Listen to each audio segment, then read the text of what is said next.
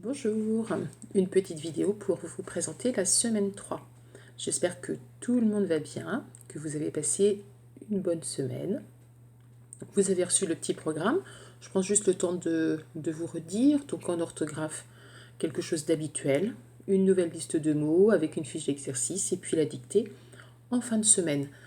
En couche de liaison, je vais vous proposer de travailler sur un nouveau temps, le futur. Donc c'est pas si nouveau que ça, vous l'avez travaillé en CE1, en CE2, en CM1 pour les CM2.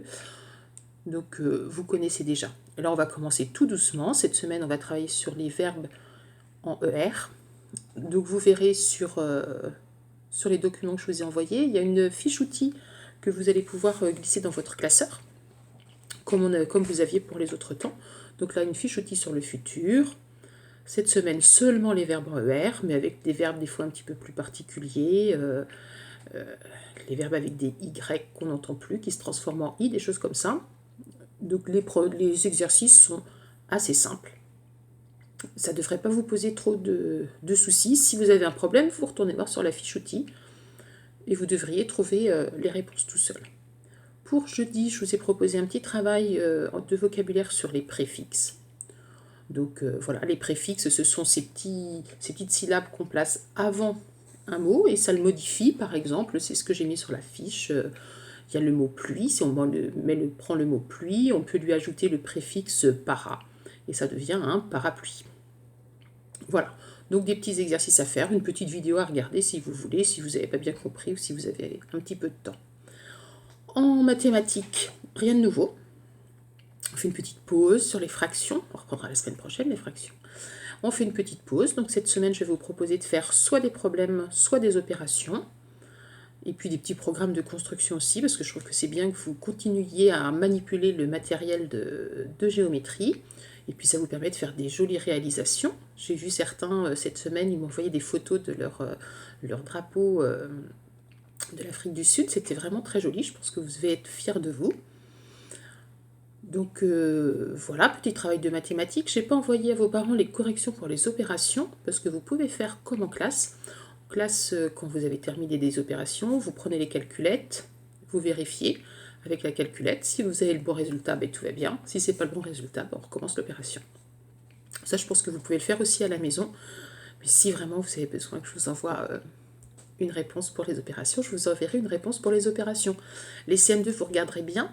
Je vous ai mis des additions, une addition avec des nombres décimaux. Et il y a un chiffre qui est en gras. Ça sert à quelque chose, ce chiffre en gras. C'est pour vous aider. Lecture suivie, ben, vous continuez à lire L'odeur de la mer. J'espère que ce livre vous plaît. Prenez le temps de le lire jusqu'au bout.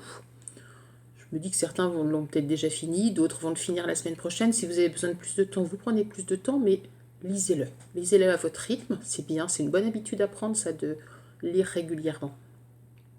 Je vous ai remis des petites vidéos, des C'est pas sorcier, des petites choses en anglais, vous aviez l'habitude. Petite nouveauté, je vous ai mis des petites vidéos sur Guédelon, le château de Guédelon. Je ne sais pas si vous connaissez le château de Guédelon. C'est un projet qui est mené en France depuis déjà un bon nombre d'années. Il y a des gens qui ont eu envie de reconstruire un château du Moyen Âge comme au Moyen Âge. Donc ils font un travail d'archéologue aussi un petit peu, parce qu'ils recherchent les outils qu'utilisaient les gens au Moyen Âge pour construire ces châteaux, les techniques qu'ils avaient. Donc ils font des recherches pour savoir comment était construit ce château. Et ils construisent un château fort du Moyen Âge. Donc je vous ai mis plusieurs petites vidéos. La première présente le projet, et puis après vous verrez le débarrage. Je vous proposerai la suite la semaine prochaine. Donc comme ça vous en saurez plus.